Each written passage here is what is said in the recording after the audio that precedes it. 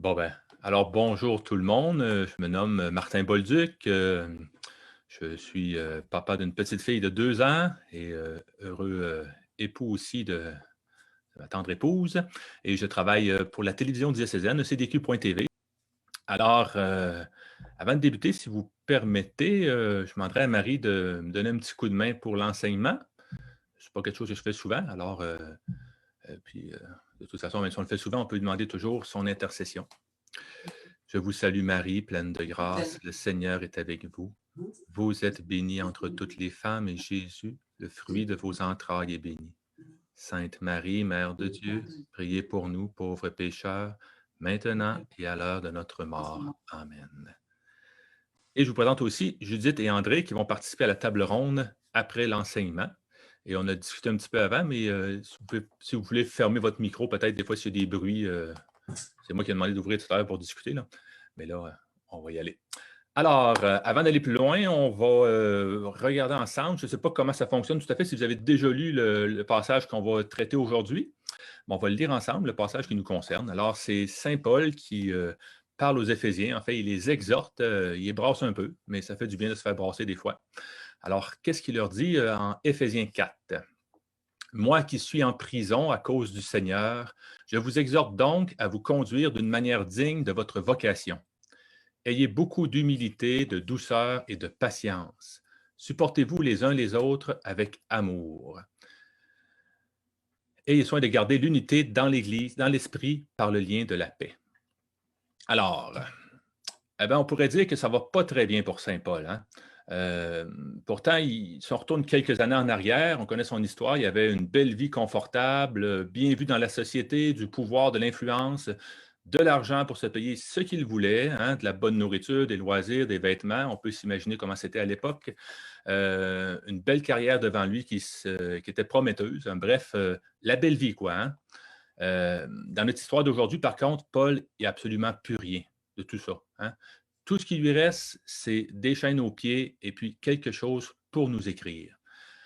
Alors, Paul avait tout ce dont on peut rêver, hein, puis aujourd'hui, il est en prison.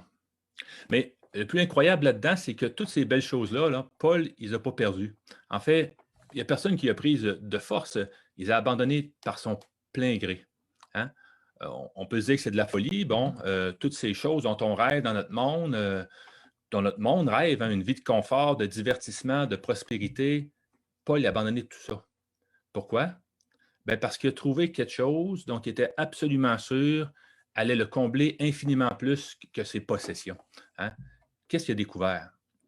Paul a découvert quelque chose de bien plus grand qu'une belle carrière, que tous les divertissements du monde, que tout l'argent du monde. Il a découvert sa vocation. C'est quoi une vocation? Ben, vous savez peut-être, la vocation, ça vient du mot latin vocare, hein, la voix, un appel. Une vocation, c'est l'appel de Dieu. Et l'appel que Dieu avait pour Paul, ben, c'était de le faire connaître, de faire connaître Dieu. Pourquoi on aime les films de super-héros? Hein? Il y a de l'action, il y a des effets spéciaux, mais pensez-y un peu là. Est-ce que c'est vraiment ça qui nous donne les plus grandes émotions? Vous irez voir le film, je m'excuse après de mon ami Jasmin, G.I. Joe, qui date d'une vingtaine d'années. Il y a de l'action tout le long, c'est incroyable, mais il n'y a pas grande émotion. Il n'y a pas grand-chose qui nous fait vibrer. Hein? C'est quoi qui fait une grande histoire? Hein? On aime les super-héros parce qu'ils offrent à l'humanité quelque chose d'extraordinaire, qu'elle ne pourrait jamais avoir autrement. Hein? Les super-héros, ils sont prêts aussi à faire des sacrifices, parfois même celui de leur vie, pour offrir cette chose extraordinaire à l'humanité. Ça fait des grandes histoires. Ça nous élève l'âme. Ça nous excite, ça nous enthousiasme à l'intérieur. En rencontrant le Christ sur le chemin de Damas, Saint Paul a découvert la chose la plus extraordinaire qu'il pouvait offrir à l'humanité et qu'il ne pourrait jamais avoir autrement. Il a perçu les merveilles que Jésus-Christ voulait offrir à chaque être humain et il s'est dit, je dois l'annoncer. Peu importe ce qui va m'en coûter, je dois faire connaître ces merveilles-là au monde entier. Malheur à moi si je ne les annonce pas. Pourquoi est-ce qu'il dit malheur à moi? Parce qu'il sait bien que s'il ne le fait pas, il va être malheureux. Paul est intelligent. Il sait bien que jamais rien le rendra plus heureux que de répondre à l'appel de Dieu, que d'offrir à l'humanité le plus grand bien qui soit. Et là, aujourd'hui, ben, il est au fond de son cachot, puis à quoi qu'il pense? Ben, il pense à annoncer Jésus-Christ. Il pense à l'unité et à la croissance de son Église. Paul a compris que ça valait bien mieux que tout son petit bien-être personnel. Alors, c'est un peu une mise en situation de qu'est-ce qui se passe en ce moment dans la tête de Paul, probablement. Hein? Paul, il n'a plus rien, mais il est heureux. Hein? Parce qu'il a répondu oui à l'appel de Dieu, à sa vocation, et là, des choses extraordinaires vont se produire. Vous connaissez l'histoire de Paul, on la connaît, c'est le fondateur, le fondateur, c'est Jésus, mais c'est lui qui a démarré le christianisme et qui s'est répandu à travers le monde. Pourquoi? À cause de son oui. Hein? Et il a dit oui à sa vocation, et chacun de nous, on a une vocation. Hein? Et notre vocation, elle a, on pourrait dire, 2 dimensions. Je m'excuse, j'ai passé droit un petit bout, là. Je me suis mélangé dans mes notes. Je veux juste vous revenir en arrière un petit peu avec la vocation de Paul.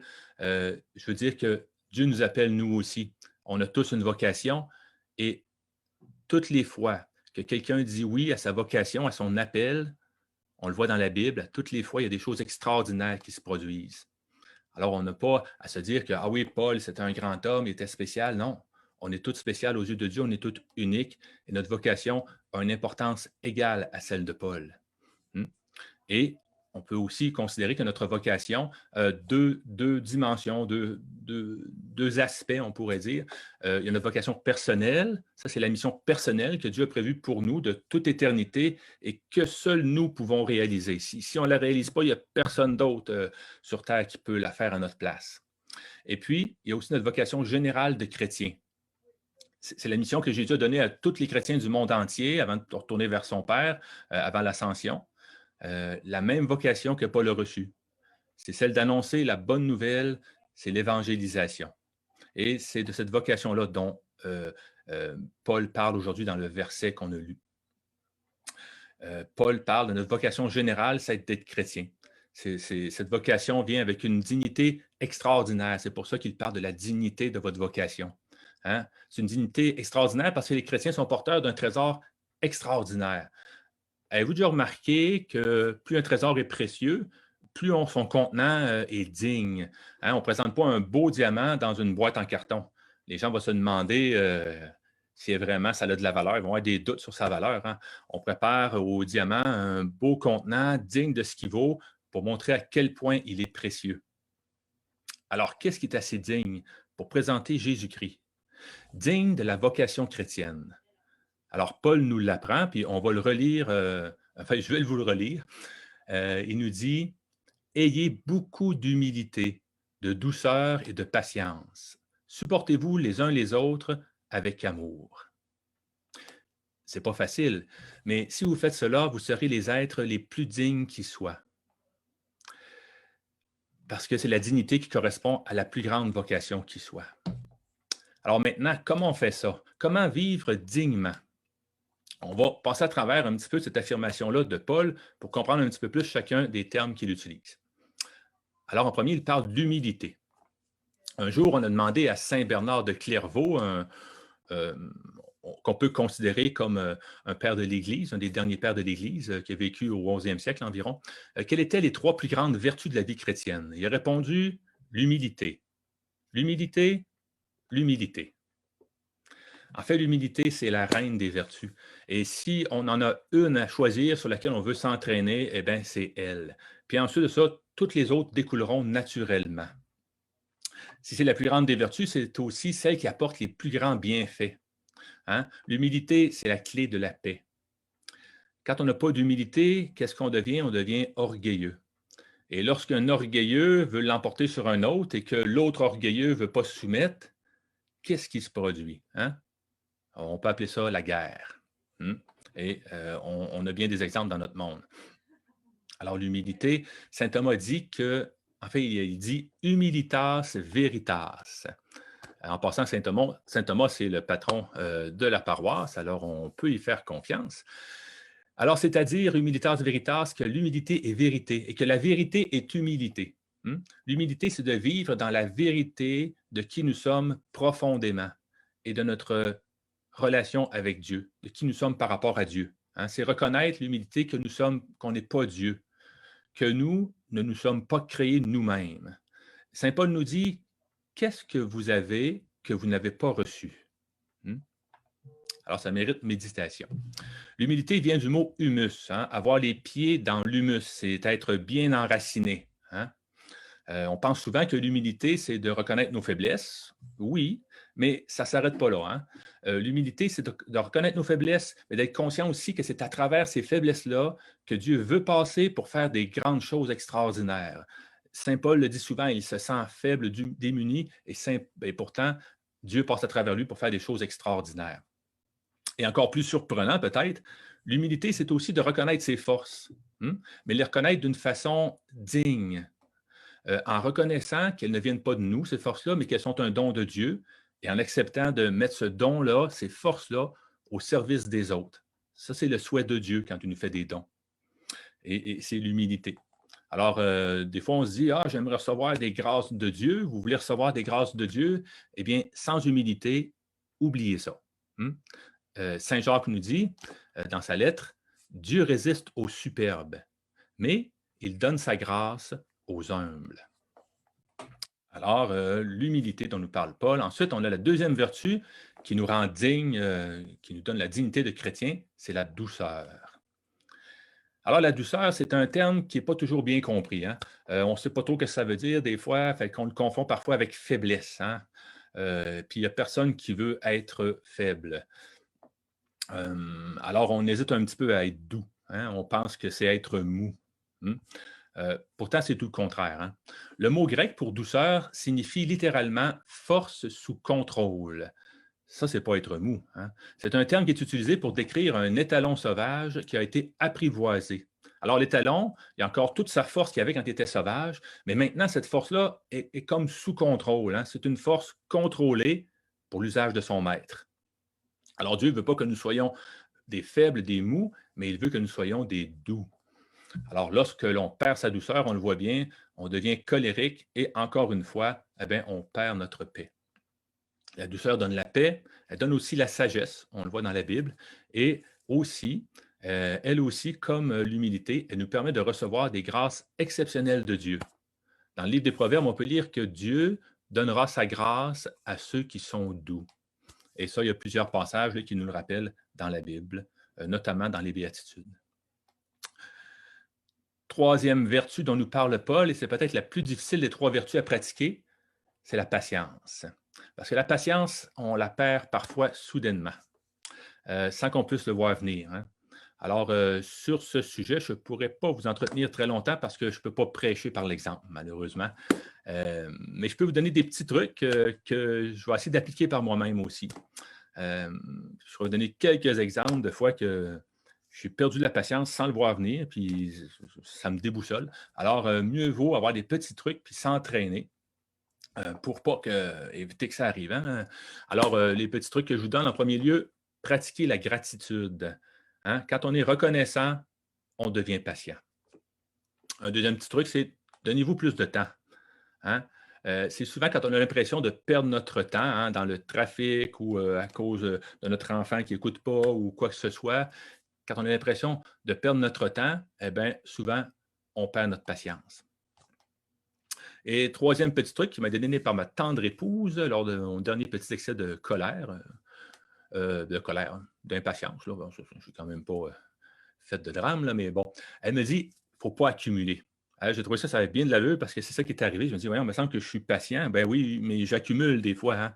Alors, plutôt que d'accumuler, il faut parler. Il faut discuter des petites choses qui nous agacent, qui nous contraignent.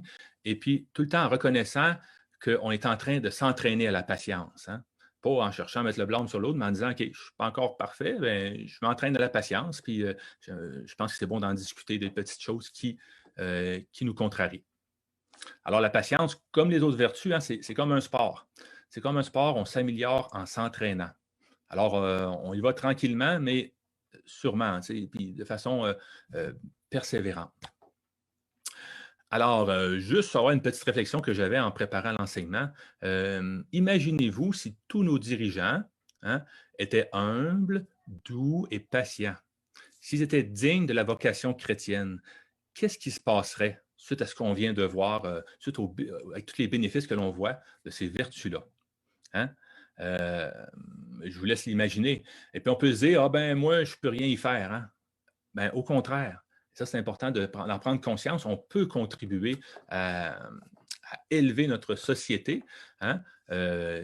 Quand on pratique les vertus chrétiennes, ben, c'est un peu comme une prière. Hein?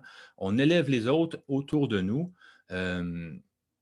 Nécessairement. Prenez l'exemple d'une nappe là, sur une table, puis mettez votre doigt en dessous de la nappe, puis soulevez la nappe. Je n'ai pas d'exemple à vous montrer là, concrètement, mais vous le ferez. Vous allez voir que tout ce qui arrive, tout ce qui est autour de la nappe, ben, s'élève aussi autour de votre doigt. Tu sais. Tout s'élève. Hein? Alors, de la même façon, quand on pratique les vertus, on élève les autres autour de nous. Et puis, non seulement par notre exemple, mais aussi d'une façon encore plus puissante, je dirais, mais peut-être plus subtile, oui, dans l'invisible, au niveau spirituel. C'est comme une prière, on pourrait dire. Alors, qu'est-ce que la pratique des vertus nous permet aussi? Hein, et c'est probablement la première des motivations qu'on peut avoir là, pour pratiquer les vertus. Bien, ça nous permet de faire plus facilement le bien autour de nous. C'est comme saint Paul nous y invite à la suite à la suite de l'énumération des vertus, il nous demande supportez-vous les uns les autres. Et pour se supporter, ça prend cet entraînement aux vertus. Parce que ce n'est pas toujours facile, on va le voir tout à l'heure, supporter. Avez-vous déjà remarqué que le verbe supporter a comme deux sens, hein? Assez proches, mais différents. Le premier sens, c'est endurer, hein? Subir de la part de l'autre sans réagir. C'est peut-être le premier sens qui nous vient à l'esprit. Mais il y a un deuxième sens qui est tiré un petit peu d'un anglicisme, mais je pense qu'on peut l'appliquer certainement. Ben, c'est de se supporter. Hein? C'est celui de soutenir. Soutenir l'autre. Porter le poids de l'autre pour l'aider à avancer. En anglais, on dit to bear. Puis dans les voitures, on a des bearings. Les bearings, c'est le roulement des roues. Alors, ça aide au roulement de la voiture. Et vous remarquerez ça que les bearings, ce n'est pas une si grosse pièce que ça, mais ça supporte le poids complet de la voiture. Puis ça l'aide à avancer. Et puis pendant des centaines de milliers de kilomètres. Dépendamment des voitures que vous avez, moi j'ai souvent changé mes bearings. J'avais un Sunfire qui était quand même fiable, mais les bearings, je ne sais pas, il y avait de la misère. Alors, il ne s'était peut-être pas assez entraîné à supporter. Mais tout de même, c'est impressionnant de voir la charge que les bearings peuvent supporter et aider ensuite de ça à faire avancer. Alors, supporter, hein, ce n'est pas comme tolérer. Dans notre société, on se plaît souvent à dire qu'on est tolérant. Alors, qu'est-ce que ça veut dire? Ça veut dire qu'on tolère les autres. Hein? Tolérer, la tolérance, ça s'approche un peu de l'indifférence parfois. Hein? Il peut bien faire ce qu'il veut, tant que ça ne me dérange pas, je le tolère. Hein? Mais si l'opinion de l'autre vient à me déranger, qu'est-ce qu'on voit? On voit souvent un déferlement d'intolérance, parfois sauvage. Hein? Condamnation, diffamation, censure, nos journaux en sont pleins. Alors, bon, si c'est ça la tolérance, des fois, tolérer, c'est facile, hein? Mais supporter, c'est autre chose. Supporter, c'est sans condition. Hein? Ça implique qu'on accepte que l'autre nous dérange aussi, que l'autre ne soit pas toujours facile. Hein? Ça implique aussi d'aller vers celui qui est seul, celui qui n'est pas rutilant, hein, qui n'a peut-être pas les grandes qualités relationnelles qu'on recherche, celui dont la compagnie n'est peut-être pas toujours agréable. Ça, c'est du sport. Hein? Ça prend la pratique des vertus pour y arriver. Parce que, vous l'essayerez, là, des fois c'est lourd, c'est fatigant, mais c'est ça, tolérer l'autre, c'est le supporter. Et parfois, ça apparaît même surhumain. Hein? Alors, c'est pourquoi il nous faut une force surhumaine. Mais ça donne bien, c'est justement ce que Dieu veut nous donner en priorité. Et cette force-là, elle s'appelle la charité, l'amour que Dieu veut nous donner. Et c'est pour ça que Paul nous dit, après avoir dit supportez-vous, il nous dit supportez-vous les uns les autres avec amour, hein? Avec la force qui nous vient de Dieu, pas votre force personnelle à vous, la force qui vient de Dieu. Et Saint Jean nous dit bien que cette force-là nous vient de Dieu. Dans sa première lettre, il nous dit aimons-nous les uns les autres, puisque l'amour vient de Dieu. Alors, maintenant, c'est quoi l'amour? Hein? Ici, Saint Paul nous parle de l'amour, la charité ou encore l'amour agapé. C'est le véritable amour, l'amour qui nous vient de Dieu. on l'appelle, je me suis j'ai pris des notes, là, mais je ne me retrouve pas tout le temps parfaitement. J'y suis. Est-ce qu'il y a un beau sentiment qui attise nos désirs et nous fait tourner la tête? Est-ce qu'on appelle ça de l'amour? Oui, on appelle ça de l'amour, mais c'est une composante de l'amour, mais ce n'est pas ça l'amour. Hein? L'amour, est-ce que c'est d'être un bon gars ou une bonne fille? D'être un gentleman? C'est pas une mauvaise chose, c'est bien, mais c'est pas encore ça l'amour. Et vous le savez probablement comme moi, hein, l'amour, c'est de vouloir le bien de l'autre et d'agir en conséquence. Et encore une fois, c'est le patron de la paroisse qui nous le rappelle, saint Thomas d'Aquin. Et puis, quand on sait ça, ça change beaucoup de choses dans notre vie. Hein. L'amour, c'est pas un sentiment. L'amour, ça vient du cœur et ça nous pousse à l'action. Vouloir le bien des autres, c'est déjà bien, hein, mais ce n'est pas suffisant. On le voit, il y a certaines philosophies qui nous parlent de compassion d'une façon que c'est comme d'être attentif à l'autre, de vouloir son bien. Mais si ça s'arrête là, qu'est-ce que ça donne? Hein? Où ça mène? L'amour, elle nous appelle à l'action, hein, à vouloir le bien de l'autre et à agir pour qu'il puisse l'obtenir. Alors maintenant, quel est le plus grand bien que quelqu'un puisse obtenir? Alors, on l'a vu au début de l'exposé, saint Paul l'avait compris, le plus grand bien qui soit, c'est Jésus-Christ. D'une même, ça a l'air simple un petit peu, mais on pourrait voir un bon jour tous les bienfaits qu'il y a d'avoir Jésus-Christ dans sa vie. Vous y réfléchirez. C'est des bienfaits qui dépassent tout ce qu'on peut imaginer, tout ce qu'on peut obtenir par nous-mêmes sur cette terre. Donc, la plus grande marque d'amour qu'on puisse avoir pour quelqu'un, c'est de lui faire connaître et aimer Jésus-Christ. Alors, pour terminer, j'aimerais voir avec vous 3 façons pour aimer de cette façon-là. 3 façons d'aimer et d'aimer dans notre paroisse. Hein? Parce qu'on est avec la paroisse Saint-Thomas ce matin et on va voir comment on peut aimer dans cette paroisse-là. Et ça se fait dans la dignité chrétienne, avec humilité, douceur et patience, comme saint Paul nous y appelait, en se supportant les uns les autres. Donc, 3 façons d'aimer dans notre paroisse. La première façon d'aimer dans notre paroisse, et puis il y en a plein d'autres, hein, j'en ai sorti 3 comme ça, là, mais il y en a plein. Hein. Mais la première que j'ai sortie, c'est l'accueil. Hein? Alors, si vous arrivez à la messe ou à une activité et vous voyez quelqu'un d'autre qui arrive aussi, puis qui a l'air seul, il a l'air d'être là pour la première fois, n'hésitez pas, pensez-y même pas, là. Pensez-y même pas à faire autre chose. Allez le voir, allez le saluer, dites-lui Salut, comment ça va? Je m'appelle Martin, et toi? Peu importe comment ça va sortir, c'est très rare que ça ne fonctionne pas bien. Hein? Et vous savez que c'est un élément qui peut être décisif dans le cheminement d'une personne, d'être bien accueilli. C'est essentiel. Alors, si vous vous dites seulement Ouais, c'est bien triste, il a l'air toute seule, ça serait le fun que quelqu'un aille le voir, vous n'avez pas aimé cette personne-là. Hein? Lorsque vous agissez, vous aimez. Alors, premièrement, l'accueil. Deuxièmement, le soutien.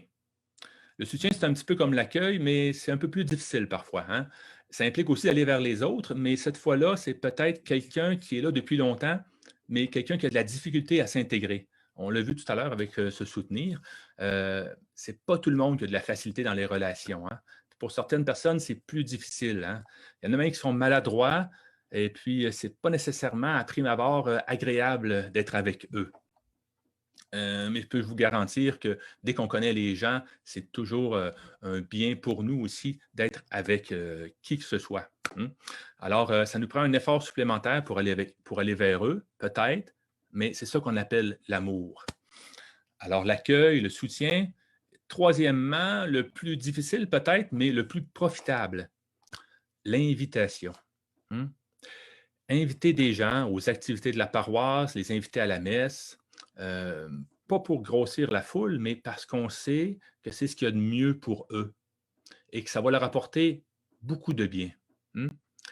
Inviter des nouvelles personnes, mais aussi parfois réinviter. Hein?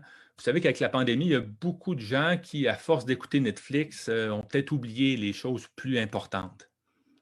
Alors, un petit rappel, une invitation, ça se fait bien et ça peut être très profitable. Et l'invitation, vous savez, c'est aussi bien le début que l'accomplissement. Hein? Parce que c'est le début d'une aventure extraordinaire pour celui qui se fait inviter. Hein? Et pour celui qui invite, c'est l'accomplissement de la vie chrétienne. C'est la maturité chrétienne. Hein? L'évangélisation, l'invitation, c'est la maturité du chrétien. Et nécessairement, la maturité chrétienne, c'est un geste d'amour. Alors, 3 façons d'aimer dans notre paroisse, euh, l'accueil, le soutien et l'invitation. Alors, merci beaucoup d'avoir tenu le coup jusqu'au bout. J'ai aucune idée ça a pris combien de temps ou s'il reste du temps, mais c'est ce que j'avais à vous présenter ce matin.